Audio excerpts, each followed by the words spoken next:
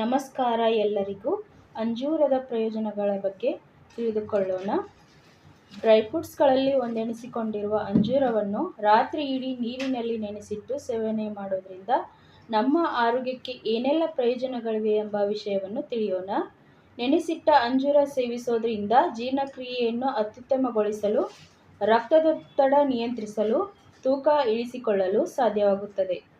ಕೆಟ್ಟ ಕೊಲೆಸ್ಟ್ರಾಲ್ ಅಂಶ ಹೆಚ್ಚಾಗದಂತೆ ತಡೆಯಲು, ಹೃದಯಕ್ಕೆ ಸಂಬಂಧಿಸಿದ ಸಮಸ್ಯೆಗಳಿಂದ ಮುಕ್ತಿ ಪಡೆಯಲು ಸಹಾಯವಾಗಿದೆ. ಅಲ್ಲದೆ ಕರುಳಿನ ಕ್ಯಾನ್ಸರ್, ಸ್ತನ ಕ್ಯಾನ್ಸರ್, ಗರ್ಭಕಂಠದ ಕ್ಯಾನ್ಸರ್ ಮತ್ತು ಯಕೃತ್ತಿನ ಕ್ಯಾನ್ಸರ್ ಕೋಶಗಳ ಬೆಳವಣಿಗೆಯನ್ನು ನಿಯಂತ್ರಿಸಲು ಈ ಹಣ್ಣು ಸಹಕಾರಿಯಾಗಿದೆ.